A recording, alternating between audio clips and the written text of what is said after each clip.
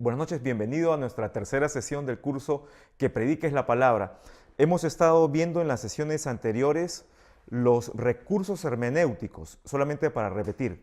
Cuando hablamos de hermenéutica aplicada a la Biblia, estamos hablando de esos principios de interpretación para el texto bíblico. De posible hermenéutica es interpretación, ¿no? y se aplica en diferentes ciencias, ¿no? Pero aplicada a la Biblia son principios que nos ayudan a interpretar el texto bíblico de manera correcta. Y viendo las herramientas hermenéuticas mencionamos tres, solamente para mencionarlas rápido. La primera es el Espíritu Santo. Y cuando hablamos del Espíritu Santo nos estamos refiriendo precisamente al autor de la Biblia. ¿Quién mejor que el autor de la Biblia para interpretar la Biblia, para enseñarnos la Biblia? Vimos que la obra del Espíritu Santo con respecto a la Biblia se basa básicamente en dos acciones o dos actividades, ¿no? La primera, la acción número uno, es la inspiración o revelación. La inspiración es la obra del Espíritu Santo en los autores humanos del texto bíblico, de la Biblia. Dios mismo soplando a los escritores humanos. No cabe duda que el autor de la Biblia es Dios. Y si leemos las páginas de la Biblia de principio a fin, tiene una sola idea, un solo tema, que es Dios hablando a través de su palabra. Sin embargo, Dios usó diferentes escritores humanos para poder expresar en diferentes épocas, en diferentes contextos, su palabra, ¿no? Y Dios inspiró a estos hombres, directamente les sopló, les dirigió a través de la obra de inspiración del Espíritu Santo. Una segunda acción que hace el Espíritu Santo con respecto a su palabra, a la palabra de Dios, es la acción de la iluminación.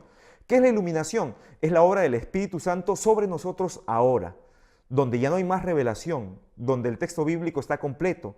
El Espíritu Santo entonces ilumina nuestras mentes para poder entender, interpretar correctamente el texto bíblico.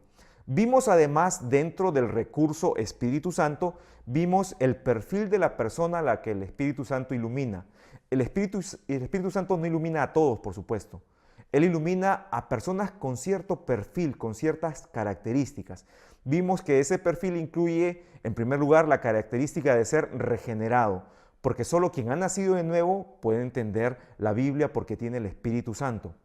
Vimos además que la persona tiene que ser también humilde, que el obstáculo más grande para interpretar la palabra de Dios, y de hecho, el obstáculo más grande para estar en una buena relación con Dios, en cualquier sentido, es el orgullo.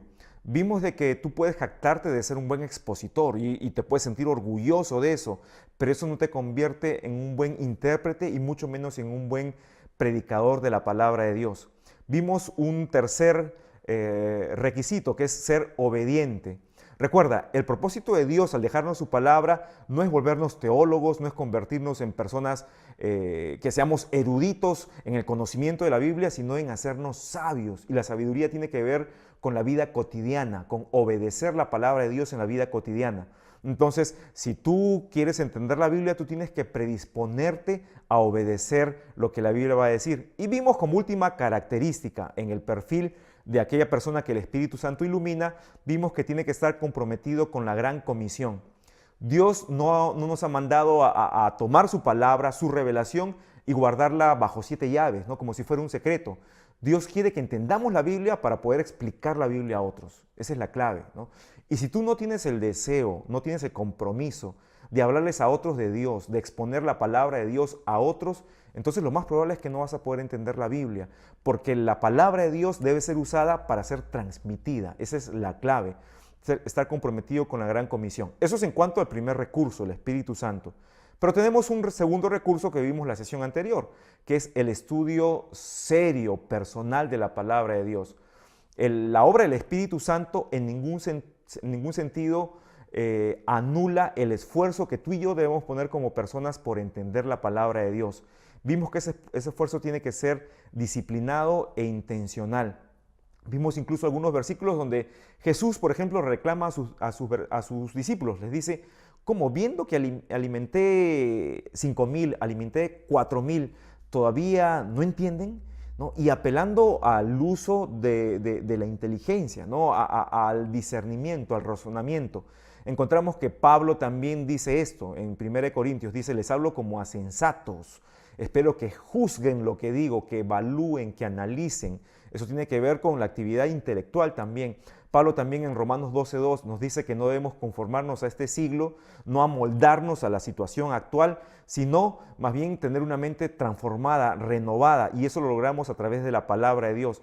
Vimos que el escritor de Hebreos también nos hace una analogía entre lo que es la leche para los niños, el alimento básico, elemental para los inicios de la vida para el bebé, comparado con cómo esa leche también tiene que ver con los inicios de la vida cristiana, lo básico, lo más elemental de la palabra de Dios. Y nos dice Pablo el escritor de Hebreos, de que el alimento sólido es para los que por haberse ejercitado. Nuevamente tiene que ver esto con el estudio intencional, el estudio consistente, el estudio serio de la palabra de Dios. Dice que el alimento sólido es para aquellos que se han ejercitado en ese estudio y ya pueden preparar su propia comida, su alimento sólido, algo más balanceado. Vimos que también hay un tercer recurso, que es la iglesia. Y claro, cuando hablamos de la iglesia no decimos ni dejamos de lado el estudio personal ni la obra personal del Espíritu Santo en cada creyente. Pero vimos que es necesario, Dios ha provisto la iglesia y en ella ciertas personas capacitadas por Dios que nos pueden enseñar mejor la palabra de Dios. ¿Y cuál era el objetivo? Lo vimos en Efesios capítulo 4, dice, para que los santos seamos perfeccionados para la obra del ministerio, para que todos lleguemos a la unidad de dos cosas, ¿te acuerdas? La unidad de la fe y del conocimiento del Hijo de Dios. Y para que ya no seamos niños fluctuantes, dice el apóstol, llevados por cualquier viento de doctrina. Un niño fluctuante, un niño temperamental, un niño que fácilmente cambia de opinión. Y ciertamente hoy en día tú y yo podemos ver de que hay muchas personas que hoy día escuchan una cosa, mañana escuchan otra cosa, pasado otra cosa, y la verdad es que le creen a todo lo que dicen, aunque todo sea contradictorio. Hay que tener mucho cuidado con eso. Te dijimos que mucha gente te va a decir cosas de manera muy bonita, y cuanto más bonito te lo digan, es más sencillo de creer o de asimilar. Cuidado, cuidado, no tienes que aceptar las cosas porque te las dicen bonito. Tú tienes que aceptar las cosas porque Dios las dice. Lo dijimos en la sesión anterior, ¿no? Y bueno, ya con eso terminamos nuestros 3 recursos hermenéuticos. Recuerda, primer recurso, el Espíritu Santo. Segundo recurso, el estudio serio personal. Tercer recurso, la iglesia. Pero ahora vamos a una nueva sección, ya la sección un poco más técnica, más práctica, que tiene que ver con los principios o reglas hermenéuticas, ¿ya? Vamos a estudiar, y nuevamente, para mantener nuestro estudio muy ágil, muy dinámico, muy pedagógico, vamos a mantenernos en 3 principios también, solo 3 principios hermenéuticos. Esto no quiere decir que estos 3 principios son todos los que hay, ¿no? Hay muchos más principios, vamos a tratar de contener en cada uno de estos principios algunos más que se podrían agrupar allí. Nuevamente te digo, esto no quiero presentártelo de manera dogmática, ni decirte, estos son los 3 principios bíblicos para interpretar la Biblia. No, porque de hecho estos principios no tienen frases bíblicas tampoco, o sea, no son dogmáticamente ni estrictamente bíblicos, pero en mi experiencia, ¿no? Tal como te pongo en el material, son los principios que al menos a mí me sirven de manera muy ágil y práctica para poder interpretar mejor la palabra de Dios, ¿ya? Así que vamos a meternos en estos principios que te digo son solo técnicos, recuerda. Primer principio, el más importante de todos, por eso está en el primer lugar, es el principio del sentido natural, llamado también el principio de la simplicidad. Es decir, que la Biblia dice lo que está diciendo. Repito, cuando vayas a la Biblia y te enfrentes a ella, tú miras y no trates de buscarle más allá del texto nada, ¿ya? La Biblia dice lo que está diciendo, tan sencillo como eso. Eso es el principio del sentido natural. Vamos a ver 1 Juan 1:5. Dice así: este es el mensaje que hemos oído de él y os anunciamos. Dios es luz y no hay tinieblas en él. Dios es luz y lo que habla es luz. Todo lo que él hace, todo lo que él transmite está en la luz.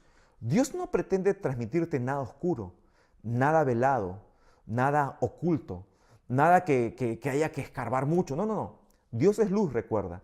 y lo que Él transmite, lo que Él hace es luz. ¿Te acuerdas cuando Jesús dijo, cuidado con las cosas que hacen en las tinieblas? Porque todo lo que hacen en las tinieblas un día va a salir a la luz. Bueno, hay gente que hace cosas en las tinieblas. Los ladrones buscan la oscuridad. Las personas que viven una vida de inmoralidad buscan la oscuridad. Los criminales buscan la impunidad, buscan la oscuridad. Pero, recuerda esto, Dios no busca la oscuridad, no tiene nada que esconder.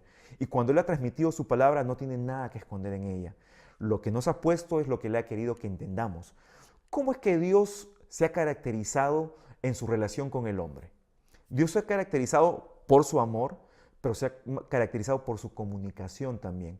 Si vamos a Génesis capítulo 1, encontramos que, bueno, y hasta el capítulo 3, Dios habla directamente con el hombre sin ningún freno, sin ninguna barrera, ¿no? Dios crea al hombre, el capítulo 1, y los bendijo Dios, comenzó a hablarles. En el capítulo 2 de Génesis encontramos un relato un poco más extendido de un día de la creación, el último, cuando Dios creó al hombre. Encontramos ese relato más extendido y encontramos nuevamente Dios hablando, Dios en contacto con el hombre. En Génesis 3, quizás el capítulo más triste del Antiguo Testamento, ¿no? Cuando el hombre le da la espalda a Dios, el hombre y su mujer, una familia dándole la espalda a Dios, ¿no? Con las consecuencias que tenemos ahora para la familia, ¿no? Porque hoy en día las familias son tan golpeadas en la sociedad, tan golpeadas en su desempeño, en su desarrollo, tan golpeadas incluso por las leyes, pero todo es consecuencia de que en el inicio la primera familia le dio la espalda a Dios. Pero recuerda, nuevamente en este capítulo tan triste, en Génesis 3, Dios hablando con el hombre y con su mujer. Dios hablando. Dios se ha dado a conocer hablando. Y acompáñame por favor al libro de Hebreos capítulo 1, versículos 1 y 2. Dice así: Dios habiendo hablado, mira nuevamente aquí, dejando claro la tendencia de Dios, la forma en que Dios se manifiesta. Dice, Dios habiendo hablado muchas veces y de muchas maneras en otro tiempo a los padres por los profetas. Solamente para mencionar esto, ¿no? La enseñanza de la Biblia es consistente. ¿Te acuerdas que te mencioné en las sesiones 1 y 2 de que en el Antiguo Testamento Dios a través del Espíritu Santo, ¿no?, hizo su obra inspiradora, de inspiración para las Escrituras en los profetas? Y en el Nuevo Testamento lo hizo con los apóstoles. Como la Escritura está completa, no necesitamos profetas ni apóstoles en el sentido de revelación inspiradora. Recuerda, hay que tener mucho cuidado. Te dije la semana pasada en el pasaje de Efesios capítulo 4, cuando dice profetas y apóstoles, no está hablando del sentido de la inspiración, de que reciben nueva palabra de Dios para transmitirla, ¿no? Como algunos, lamentablemente, ¿no? Hay mucha gente confundida y presume todavía, acabo de recibir palabra de Dios ahorita. No, la palabra de Dios que tú y yo podemos recibir es la palabra de Dios que está escrita. No hay más allá. No hay apóstoles y profetas en ese sentido, ¿no? Hay la función, como te expliqué en la sesión anterior, la función de apóstol, de enviado, lo que vendrían a ser ahora los misioneros, ¿no? Y de profeta, predicadores que de manera particular pueden derribar todo argumento, ¿no?, según la palabra de Dios y usando la palabra de Dios, no su sabiduría humana, y usando el don de Dios, no su capacidad humana, el don de Dios. Pueden hasta partir el corazón usando el poder de Dios, de su palabra, para buscar transformación en las vidas, en ese sentido, ¿no? Bueno, volvamos al texto de Hebreos. Nuevamente permíteme leer el versículo 1. Dice, Dios habiendo hablado muchas veces y de muchas maneras en otro tiempo a los padres por los profetas, en estos postreros días. Y recuerda, este pasaje se escribe en un periodo de tiempo específico, ¿ya? Entonces, en estos postreros días está hablando de ese momento, de ese momento. En estos postreros días nos ha hablado por el Hijo, a quien constituyó heredero de todo y por quien asimismo hizo el universo, confirmando la deidad de Jesús, por supuesto, por si alguno tiene dudas de que Jesús, Hijo, es Dios. Aquí el escritor lo confirma, ¿no? No solamente es heredero, sino que Él es la razón del universo, el creador del universo, ¿no? Pero nos dice que nos ha hablado en ese momento por el Hijo. Y acompáñame a Juan capítulo 20, ¿no?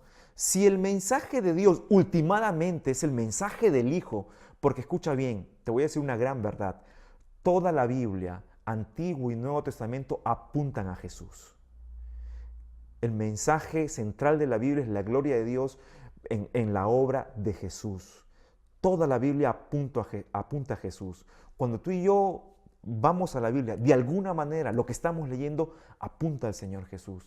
Cuando tú quieres compartir con alguien alguna joya de la Biblia, ¿no? que de pronto has aprendido o que has sentido que te ha servido de mucho en tal situación o en un momento particular, esa porción de la Biblia apunta a Jesús. Recuerda, toda la Biblia entera apunta a Jesús. Y es lo que nos dice el escritor de Hebreos, ¿no? Pero vamos a Juan capítulo 20, versículos del 30 al 31. Si toda la Biblia apunta a Jesús, mira lo que dice Juan. Dice, hizo además Jesús muchas otras señales en presencia de sus discípulos, las cuales no están escritas en este libro. Se refiere al Evangelio de Juan, ¿no?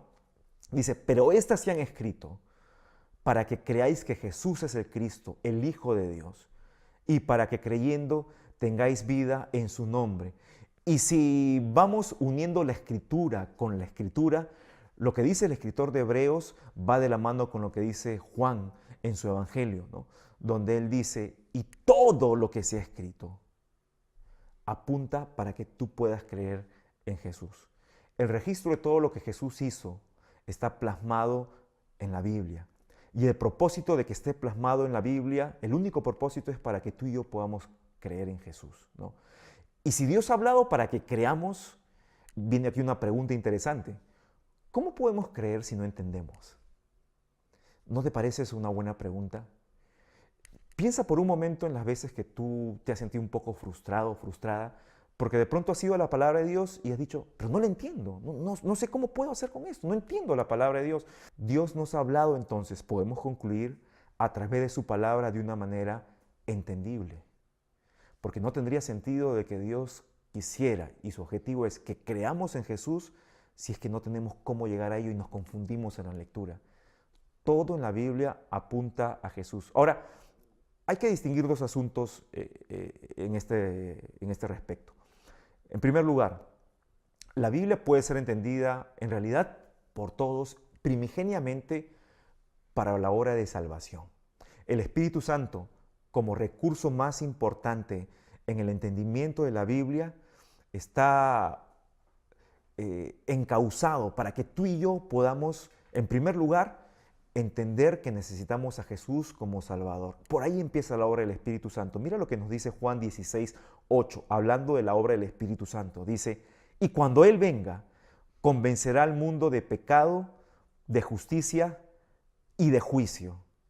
Entonces, la obra del Espíritu empieza por convencernos a través de la palabra de Dios de pecado, de justicia y de juicio. Pero hay asuntos, y esta es la otra cosa. Hay asuntos de la Biblia que no son tan fáciles de entender o no son tan sencillos de entender a primera vista, a veces ni a segunda, ni a tercera, ni a cuarta vista. Entonces, ¿qué pasa? ¿Es que hay cosas de la Biblia que Dios no quiere que yo entienda? No, la respuesta es no.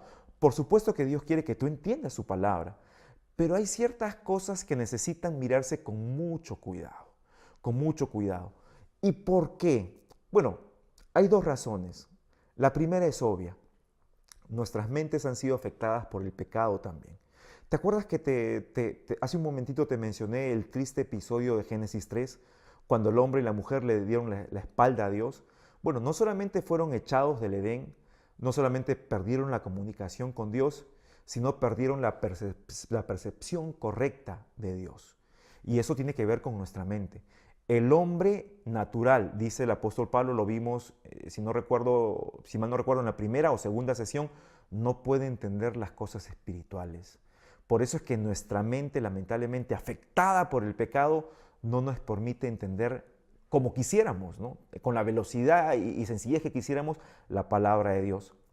Y la segunda razón es que el texto muchas veces que estamos leyendo, el pasaje de la Biblia que estamos leyendo, está demasiado distante de nosotros. Y cuando digo distante me refiero a que fue escrito en otra época, para otra cultura, en otro lenguaje incluso. Entonces, no te desesperes si a primera algunos pasajes no los puedes entender. No te preocupes. Esto es naturalmente entendible. Sin embargo, es aquí donde el rol, no solamente del Espíritu Santo, sino del estudio serio, dedicado, ¿no? Voluntario, intencional, consistente. Y el rol de la iglesia, juntos estos tres recursos, pueden ayudarnos, pueden ayudarte mejor a entender ciertos pasajes que requieren un cuidado especial. Entonces, no es que sea imposible, ¿no? Por algo empezamos explicándote los recursos. Echa mano de los recursos cuando de pronto no puedas entender. Hay muchas personas que se cierran a leer, como por ejemplo el libro de Números, ¿no? Y dicen, yo puedo empezar a leer la Biblia, puedo empezar con Génesis, son historias tan bonitas, tan interesantes, la historia de los patriarcas, de la creación, lo toman como un cuento. Bueno, está bien, ¿no? Es una forma de aproximación a la escritura, ¿no? Y en Éxodo, ¿no? De ver cómo Moisés sacó al pueblo, ¿no? Y cómo llegan, cruzan el Mar Rojo y llegan a Sinaí, y en Sinaí ya comenzaron los problemas porque empiezan con las leyes de acá, la ley de acá, y después, ahí por los capítulos 30, viene el problema del tabernáculo y de que hagas esto de tal medida, qué difícil, pero cuando llego a Levítico, bueno, ya las leyes, hay un poquito de explicación, pero números, entro al primer capítulo y ya estoy frustrado porque empieza con nombres y nombres que yo no le pondría a mis hijos nunca, y una serie de cosas. Tú dices, ¿qué voy a aprender de eso? Mira, muchos huyen de la lectura, pero eso va en contra del segundo recurso que tenemos para entender, que es el estudio serio, consistente, terco, obstinado, ¿no? De la palabra de Dios. No huyas de pasajes que no entiendes. Léelos y léelos, echando mano al Espíritu Santo, por supuesto, ¿no? En oración, Señor, ayúdame. Tú que eres el que escribió la Biblia, ilumíname para entenderlo. Léelo, léelo, léelo. Y una cosa que después te vamos a explicar, léelo en su contexto. El contexto inmediato, el contexto mediato y el contexto de la enseñanza general de las Escrituras, ¿no? Y poco a poco, ¿no? Y si no lo entiendes, ve a la iglesia y pregúntale a uno de esos hombres que Dios ha provisto a la iglesia para que puedan enseñar mejor la palabra de Dios. ¿Te das cuenta cómo funcionan estos tres recursos? Porque recuerda, Dios quiere que tú y yo entendamos su palabra. Él ha escrito un libro para que lo entendamos, no para que nos perdamos en su lectura, sino para entenderlo. Según de Pedro capítulo 3, y Pedro recuerda las características de su personalidad. Pedro era un tipo bien impulsivo, bastante sanguíneo, ¿no? Le gustaba hablar, a veces y muchas veces hablaba de más, demasiado emocional, ¿no? Como cuando lo ve a Jesús de noche, él en la barca con los otros discípulos y lo ve en el mar, ¿no? Y dice, si eres tú, manda que yo camine también. ¿Se acuerdan? Él era de esos tipos, ¿no? Y se tira y camina. ¡Ah, qué chévere!, ¿no? Y de pronto ve y, ¡ay, pero estoy caminando! Bla, ese era Pedro, ¿no? Muy parecido a ti y a mí seguramente. De hecho, muy parecido. Y gracias a Dios que nos ha dejado el testimonio en su palabra de hombres como nosotros. No nos puso de ejemplos a los ángeles, nos puso de ejemplo a otros hombres, ¿no? Como nosotros, como tú y como yo, ¿no? Pero vamos a ver qué dice Pedro, ¿no? En 2 de Pedro capítulo 3, versículo del 15 al 18, vamos a leer, dice, y tened entendido que la paciencia de nuestro Señor es para salvación, como también nuestro amado hermano Pablo, según la sabiduría que le ha sido dada, os ha escrito. Aquí quiero hacer un comentario. El apóstol Pedro está reconociendo que lo que Pablo escribe es palabra de Dios también, ¿no? Y está diciendo que lo que él está escribiendo, lo que él mismo, Pedro, está escribiendo, es consistente con lo que Dios le ha revelado a Pablo también. Es decir, la misma revelación obró en ambos, ¿no? Versículo 16, hablando de lo que ha escrito Pablo, ¿no? Dice, casi en todas sus epístolas, hablando en ellas de estas cosas.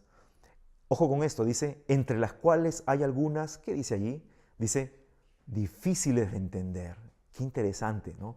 Las cuales los indoctos e inconstantes tuercen, como también las otras escrituras para su propia perdición. Ahora, nota aquí que está implícito aquí el requisito del estudio serio, intencional de la palabra de Dios. Dice, los indoctos e inconstantes, ¿no? ¿Quiénes son los que van torciendo las cosas? Indoctos e inconstantes. Indoctos son los que no han llegado a profundizar en la enseñanza, en la doctrina de la palabra de Dios. Yo te quiero compartir una experiencia personal. En lo particular, yo no creo en el sectarismo, ¿no? Yo no creo que ni yo ni nadie tiene la sana doctrina. La sana doctrina está en la Biblia, ¿no? Y pertenece a Dios. Así que ni me ufano ni pienso eso. Yo solamente soy una persona que con toda humildad trata de interpretar correctamente la palabra de Dios, nada más. Y de hecho que muchas cosas que yo creo que son de una forma, de repente otros las creen de otra forma, y hay que ir al texto y con humildad ver y ver y ver, ¿no? Pero yo recuerdo en mi amistad con otros colegas pastores, en reuniones, ¿no?, de varios pastores, eh, han sabido decir esto, ¿no? Porque han conocido mi deseo siempre de estar estudiando y meditando la palabra de Dios. Han dicho en bromas, ¿no? No, yo me encargo solamente de dar mensajes bonitos, pero si alguien tiene una pregunta más profunda de doctrina, pregúntenle al pastor Martín, ¿no? Y los otros se han reído, y yo me he reído también, pero ¿sabes qué? Me ha dado mucha pena. Yo no me he sentido honrado porque han dicho, pregúntenle al pastor Martín, porque sabe más. No, no, me ha dado pena de que con tanta liviandad se manden a decir que ellos se dedican a hablar bonito, ignorando la profundidad de la palabra de Dios. Lo que dice aquí el apóstol Pedro es serio. Aquí lo que nos está diciendo Pedro es que ¿quiénes son los que tuercen la palabra? Los indoctos e inconstantes, los que no profundizan. ¿Te das cuenta qué importante es profundizar en la palabra de Dios? No es cuestión de hablar bonito, damas y caballeros.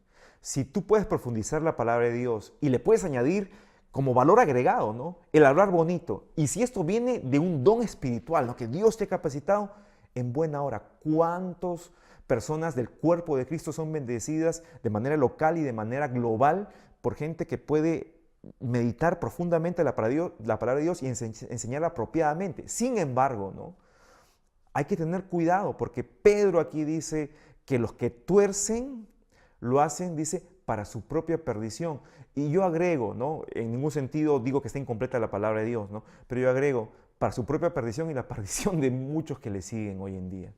Es increíble, de verdad. Versículo 17 dice, así que vosotros, oh amados, sabiendo de antemano ¿qué cosa? Que hay algunas cosas difíciles de entender. Y de que hay gente que no le interesa y que le pone cualquier contenido, interpreta las cosas. Dice, para torcer las escrituras, dice, sabiendo de antemano estas dos cosas, dice el apóstol Pedro, dice, guardaos, cuídense, tengan cuidado, atención, ojo, dice, no sea que arrastrados por el error de los inicuos, caigáis, ¿de qué dice? De vuestra firmeza. Mira, estos textos, como te digo, que a priori no podemos entender tan fácilmente, no debemos dejar que cualquiera diga cualquier cosa de ellos. Tenemos que ir con paciencia. Si te presenta algún texto, alguna duda, y tú escuchas que alguien dice algo, ¿no?, por más bonita que lo diga, hasta puede decirlo con lágrimas en los ojos, cuidado, anda mejor al texto y en oración dice, Señor, yo quiero que tú me digas realmente si esto es lo que tú querías decirme o es otra cosa, ¿no? Porque podemos caer en nuestra firmeza. 18 dice, antes bien, esta frase es importante, antes bien es en contraparte, por el contrario, en oposición a esto, dice, creced en la gracia y el conocimiento de nuestro Señor y Salvador Jesucristo. A Él sea gloria ahora y hasta el día de la eternidad. Amén. Pero nota lo que dice, creced en la gracia y en el conocimiento. Crezca cada uno. Es un mandato personal. Creced en conocimiento. Creced en conocimiento. Ahora yo te pregunto, ¿cuánto estás creciendo en conocimiento para rápidamente detectar cuando te dicen algo que no es lo que la Biblia está diciendo? A veces crecemos en conocimiento de lo que otros dicen. No crecemos en conocimiento de lo que Dios dice. Son dos cosas muy diferentes y cada sesión estoy tratando de dejar esto por sentado. Hay que tener cuidado con eso, ¿ya? Entonces, recuerda, hay cosas difíciles de entender, para redondear nomás este concepto, cosas difíciles de entender, pero no te preocupes, no te preocupes. Tenemos los tres recursos para poder profundizar más y entender, porque Dios quiere que entendamos su palabra. Ahora, yo quiero aclarar sobre el principio del significado natural, que no es lo mismo que significado literal. Alguno de ustedes puede tener claro que el tipo de hermenéutica, o sea, el tipo de análisis que usamos para la correcta interpretación de la Biblia es el literal, histórico, gramatical. ¿Qué significa esto? Literal es que vamos a leer el texto y vamos a entender lo que dice textualmente, a menos que el texto mismo nos lleve por otro camino. Por ejemplo, los sueños, las visiones en la Biblia. Yo puedo leer textualmente que José fue llamado ante Faraón para interpretar el sueño. Todo lo de esa conversación es textual hasta que se le da el sueño, se le explica el sueño. Y el sueño, sueño es, ¿no? Es un simbolismo nada más. Y después José lo interpreta. Ya lo que está interpretando, la misma Biblia me dice, pasa al ámbito de la realidad y lo que va a pasar, ¿no? Como era el periodo de 7 años de abundancia seguido por 7 años de escasez. En ese sentido, entonces, el texto mismo va diciéndonos lo que es correcto, ¿no? Entonces, recuerda, por eso es literal, histórico, porque como te dije, ¿no? El texto fue escrito en un momento distante del nuestro, por supuesto, eran otros tiempos, otras circunstancias, etc.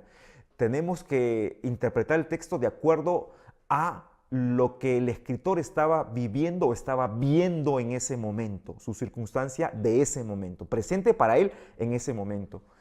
Gramatical, porque el uso particular de las palabras y de las figuras tenía un propósito en ese momento. El estilo tenía un propósito en ese momento. Entonces yo tengo que atender bien al lenguaje de ese momento, al estilo y a las figuras que se usan, ¿no? Por eso le llamamos a este método literal, histórico, gramatical.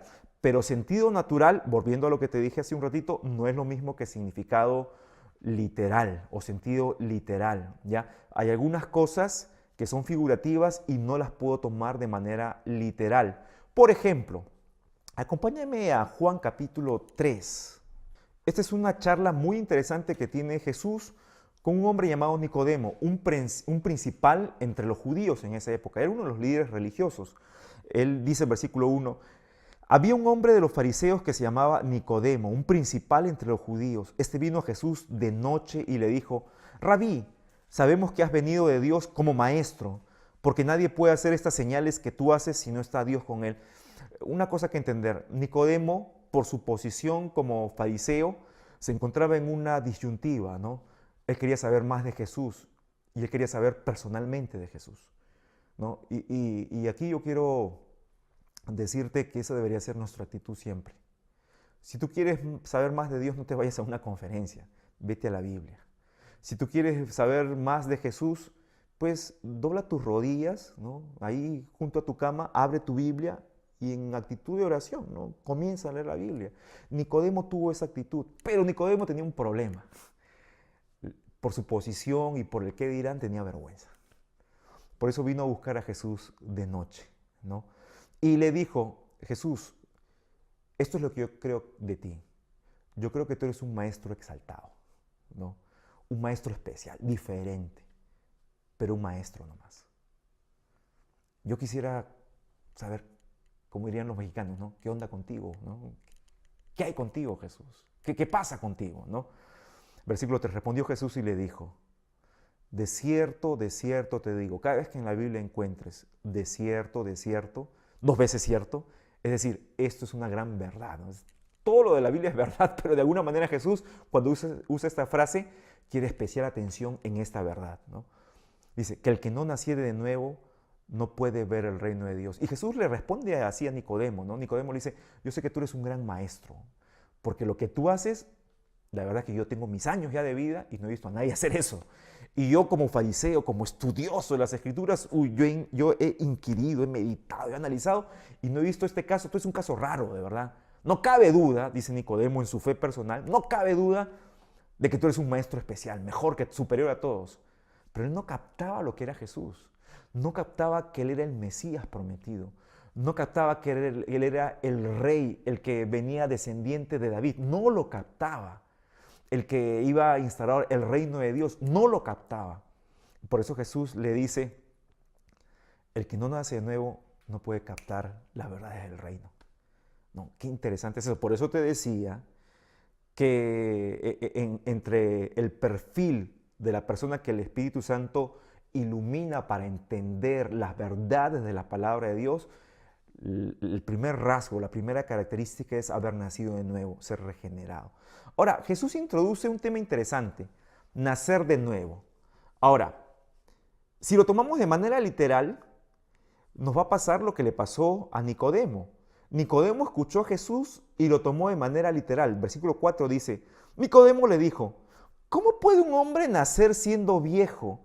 ¿Puede acaso entrar por segunda vez en el vientre de su madre y nacer?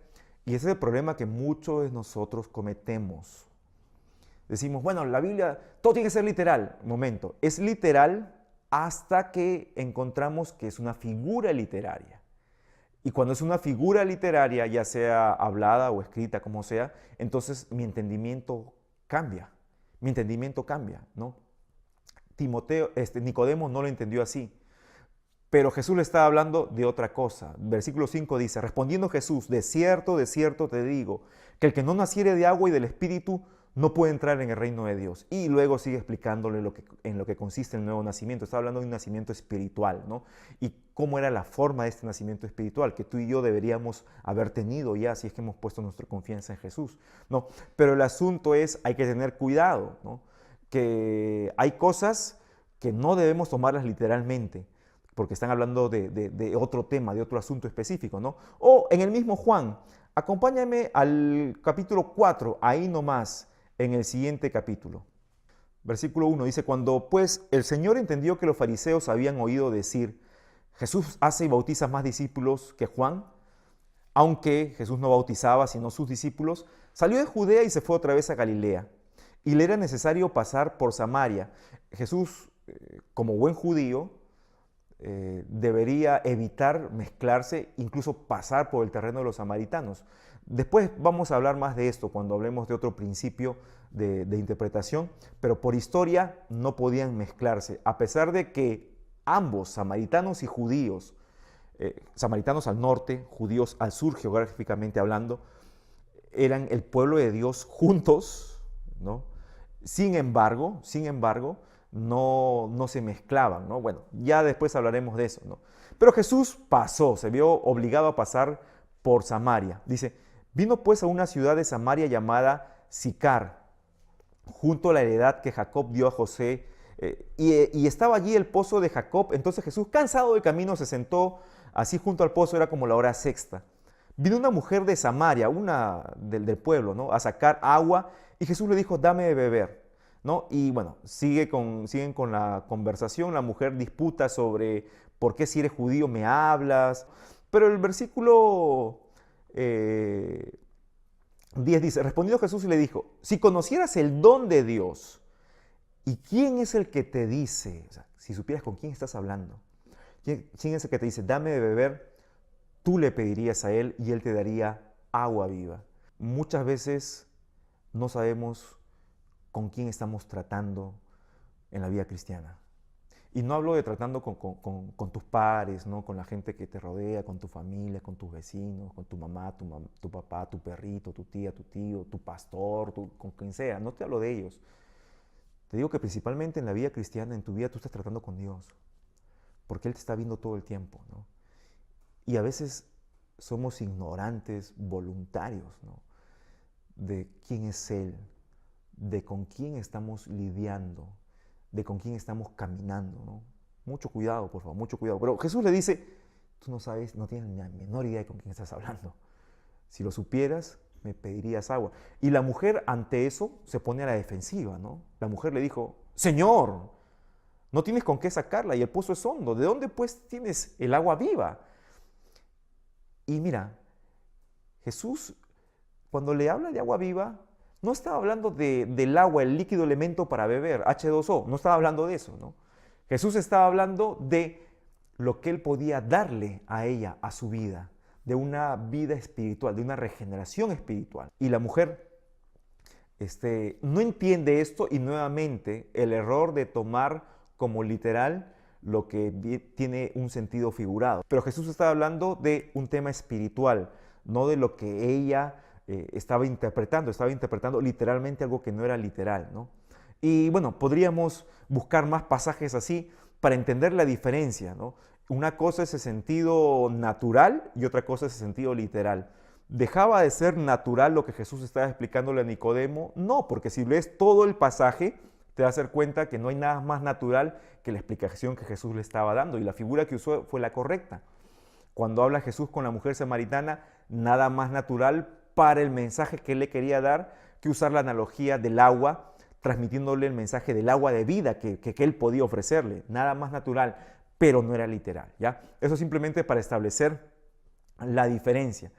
La Biblia usa varias figuras en su mensaje. Así que vamos a ver ahora las figuras que nos ayudan a entender mejor conceptos que la Biblia nos propone. Te digo nuevamente, no te voy a decir todas las figuras que existen, pero voy a mantenerme en corto, ¿ya? Para mencionarte solamente algunas. En primer lugar, el símil. ¿Qué es el símil? Es una comparación, nada más. Simplemente una comparación. Se comparan dos elementos. Los elementos que se comparan son elementos existentes, reales. Hay frases que nos ayudan a descubrir, entender que estamos tratando con un símil. La más común es ¿cómo? Acompáñame a Salmos, por favor, capítulo 102, versículo 6. Vamos a ver unos casos rapidito. Salmos 102, versículos 6 y 7. Dice, soy semejante al pelícano del desierto, soy como el búho de las soledades. Versículo 7. Velo y soy como el pájaro solitario sobre el tejado. Ahora, mira, ¿esto lo podemos tomar de manera literal? Por supuesto que no. La misma Biblia nos está diciendo que esto es una comparación, ¿no? Soy semejante y ya está hablando de un símil, al pelícano del desierto. Soy como el búho de las soledades, ¿no? Vamos a Romanos, por favor, capítulo 12, versículos del 3 al 5. Digo pues por la gracia que me es dada a cada cual que está entre vosotros, que no tenga más alto concepto de sí del que debe tener, sino que piense de sí con cordura, conforme a la medida de la fe que Dios repartió a cada uno. Bueno, aquí vemos, básicamente es una prosa en sentido literal, pero vamos al versículo 4, dice, porque de la manera que en un cuerpo tenemos muchos miembros, pero no todos los miembros tienen la misma función, así nosotros siendo muchos somos un cuerpo en Cristo y todos miembros los unos de los otros. Aquí el pasaje, los versículos 4 y 5, nos dicen que la mejor manera de entender nuestra composición como iglesia es entendernos como un cuerpo, compararnos con un cuerpo. No es aquí que el apóstol Pablo dice que en realidad como un cuerpo hay algunos que son brazos, hay algunos que son piernas, hay algunos que son ojos, hay algunos que son uñas, hay algunos que son ya la parte del cuerpo que tú quieras ser, ¿no? No es lo que está diciendo exactamente, literalmente, sino que está usando el símil del cuerpo simplemente para entender de que como hay muchos miembros, muchas extremidades, muchos elementos en un cuerpo humano, así en el cuerpo de Cristo hay muchas personas ocupando cumpliendo diferentes funciones, pero todos funcionamos integrados como el cuerpo de Cristo. Ahora vamos a la siguiente figura, es la metáfora. ¿Qué es una metáfora? Es una comparación que describe una realidad ficticia, es decir, te dice algo que no existe, pero que te sirve para aclarar un concepto. Acompáñame por favor a Salmos capítulo 18. Salmos 18, versículo 2. Dice, Jehová, roca mía y castillo mío y mi libertador, Dios mío, fortaleza mía, en él confiaré, mi escudo y la fuerza de mi salvación, mi alto refugio. Mira, aquí hay varias metáforas que tienen el propósito de aclararnos el concepto de cómo Dios es lo más seguro que tenemos para nosotros. Mira las varias metáforas. En primer lugar dice, Jehová, roca mía y castillo mío. ¿En realidad Dios es una roca? No es una roca, en realidad es un ser espiritual, ¿no? No es una roca. Dice, castillo mío. Dios no es un castillo. Ahora, este salmo lo escribe David. Y hay que entender una cosa. David fue un rey. Y para un rey no había nada más seguro, nada de mayor resguardo que tener un castillo asentado sobre un buen cimiento en una roca. Ahora, David lo que quería era transmitir, inspirado por el Espíritu Santo, que no hay nada más seguro en este mundo que Dios. Y él no encontró mejor forma que usar esta metáfora, roca mía, castillo mío. Dice, Dios mío, fortaleza mía, en Él confiaré. Y luego sigue hablando de esto, ¿no? Usando la maravillosa figura de la poesía hebrea, ¿no? Basada en paralelismos, básicamente. Dice, mi escudo y la fuerza de mi salvación, mi alto refugio. Mi escudo.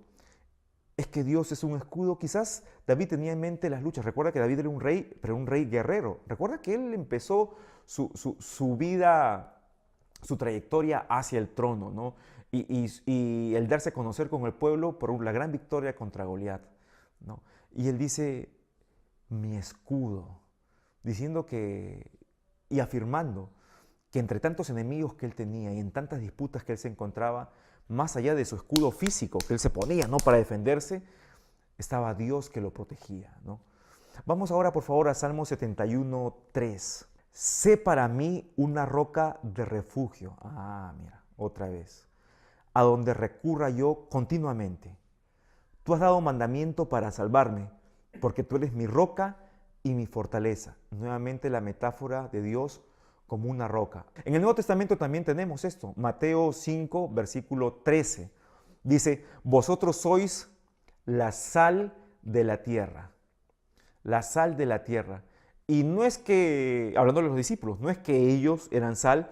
Y en el contexto de que Jesús dice esto en medio del Sermón del Monte, que son básicamente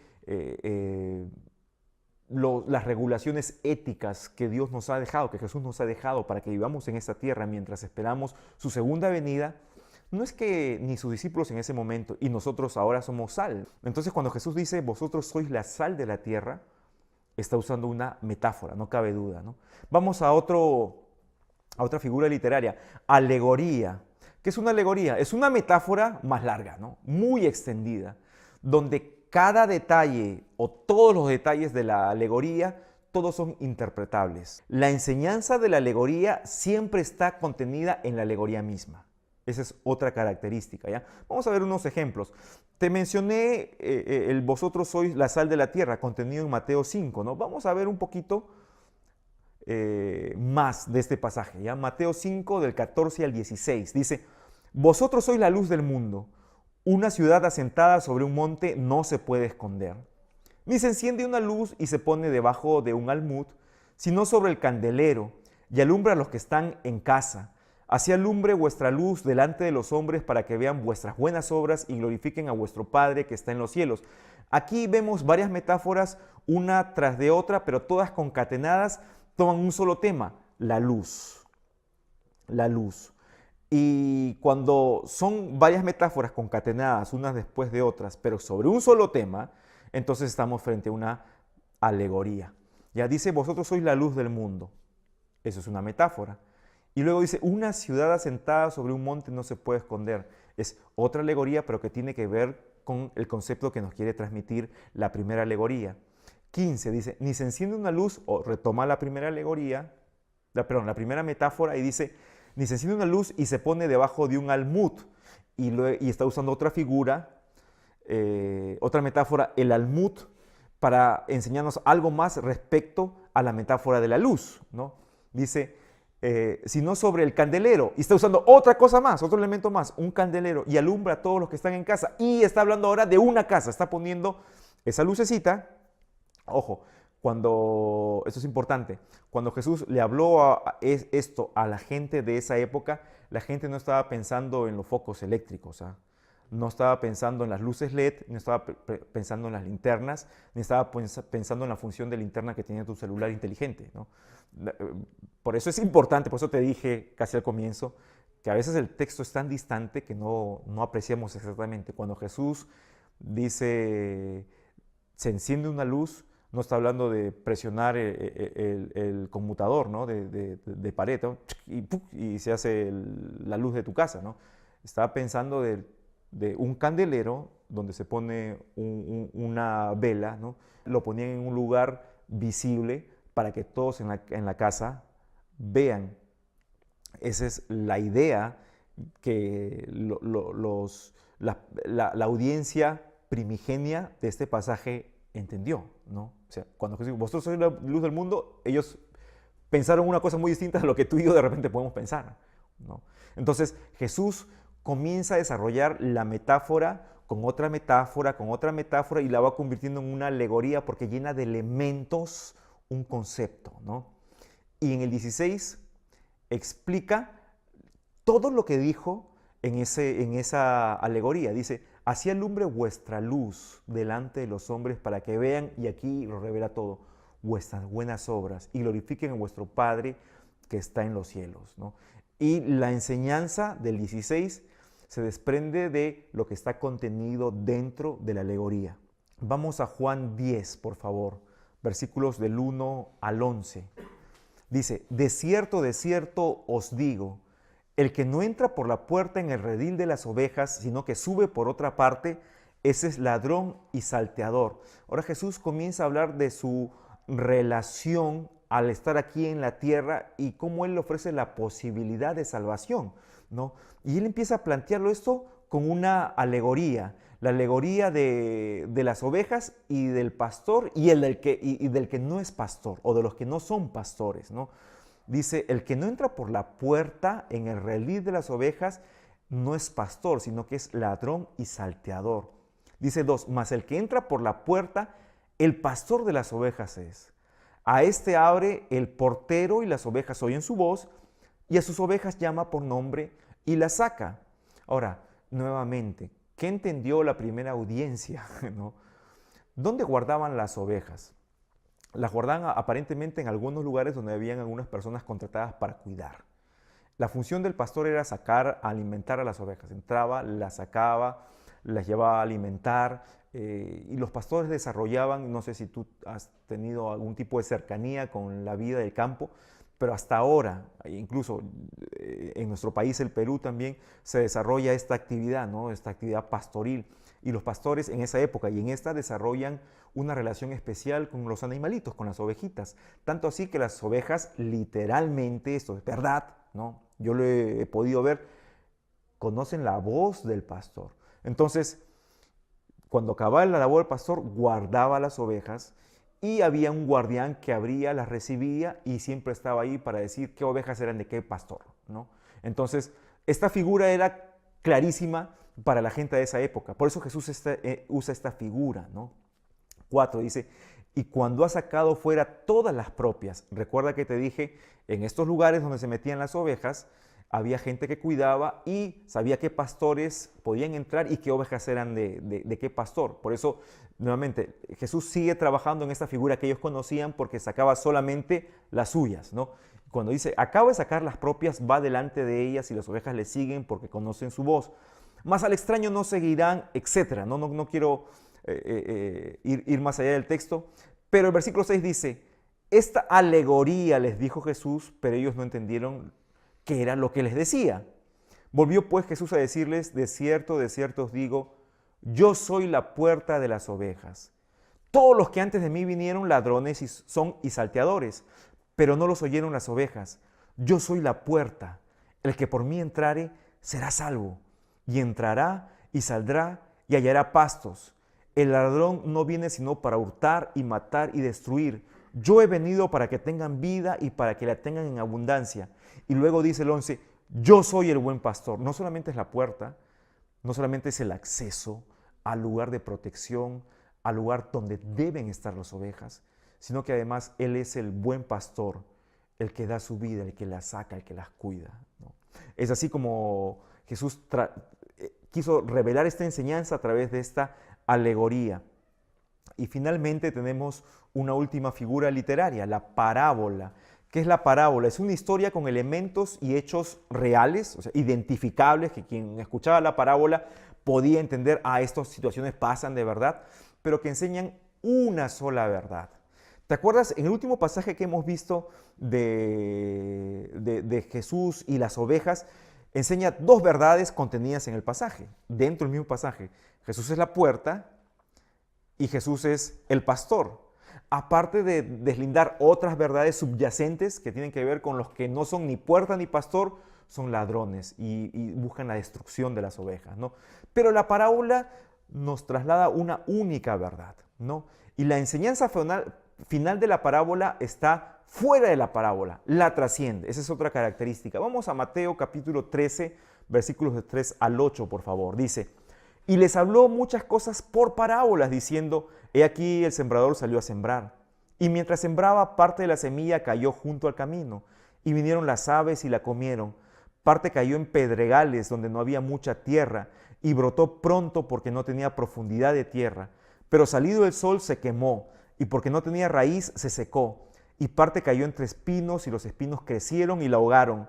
Pero parte cayó en buena tierra, y dio fruto cual a 100, cual a 60 y cual a 30 por uno. La explicación la da Jesús mismo. Mateo 13, del 19 al 23. Dice, cuando alguno oye la palabra del reino y no la entiende, todo lo que Jesús quiso enseñar tenía que ver con la palabra del reino y su entendimiento y recepción. Esa es la enseñanza. Esa es la enseñanza, ¿no? Pero dice, viene el malo y arrebata lo que fue sembrado en su corazón. Ese es el que fue sembrado junto al camino. El que fue sembrado en pedregales es el que oye la palabra y al momento la recibe con gozo. Pero no tiene raíz en sí, sino que es de corta duración, pues al venir la aflicción o la persecución por causa de la palabra, luego tropieza. El que fue sembrado entre espinos, este es el que oye la palabra, pero el afán de este siglo y el engaño de las riquezas ahogan la palabra y se hace infructuosa. Mas el que fue sembrado en buena tierra, este es el que oye y entiende la palabra y da fruto, y produce a 100, a 60 y a 30 por uno. Nota, como te dije, que a diferencia de la alegoría, donde toda la enseñanza se desprendía de los elementos exactos de la figura literaria, la parábola, ¿no?, tiene enseñanza que trasciende. Por ejemplo, en el versículo 19 dice, cuando alguno oye la palabra del reino y no la entiende, el elemento de entendimiento no podríamos nunca encontrarlo en el enunciado de la parábola del sembrador, ¿no? Simplemente vinieron las aves y se la comieron, pero entender de dónde salió eso. La enseñanza trasciende la parábola. Dice el 20, que fue sembrado en pedregales, este es el que oye la palabra y al momento la recibe con gozo, pero no tiene raíz, sino que es de corta duración, pues al venir la aflicción o la persecución por causa de la palabra, la aflicción y la persecución, ¿cómo se puede intuir eso de la misma parábola? Complicado, ¿no? Tiene que haber una explicación que trasciende la parábola misma, ¿no? Y así hemos visto rápidamente las 4 primeras figuras literarias, ¿no? La próxima sesión vamos a desarrollar un poco más este tema de las figuras y pasar al segundo principio de interpretación. ¿Cuál es la tarea para esta semana? Vas a buscar en la Biblia y vas a mandar a través de la plataforma virtual 2 símiles, 2 metáforas, 2 alegorías y 2 parábolas con lo que enseñan, lo que quieren transmitir. ¿Ya? Lo pones en la plataforma virtual y tienes tiempo hasta el siguiente sábado. Acompáñame por favor en oración para terminar esta sesión. Señor, te damos gracias porque tú en tu infinita bondad nos has dejado tu palabra y a través de ella podemos conocer, como decía David, que tú eres una roca y eres un lugar seguro, Señor. Y nosotros queremos reposar en ti y en lo que tú nos enseñas para que nuestra vida pueda tener dirección y pueda tener cimiento. Es lo que queremos, Señor. Gracias por esta sesión, gracias por lo que hemos aprendido esta noche y te pido que podamos aplicar en nuestra vida cotidiana también los principios, enseñanzas y aplicaciones que podemos extraer de tu palabra con la guía del Espíritu Santo cada vez que nos enfrentamos a ella. Bendícenos y ayúdanos a seguir, a perseverar en este propósito de prepararnos para entender mejor tu palabra. En tu nombre, Jesús, amén y amén. Muchas gracias. Dios te bendiga.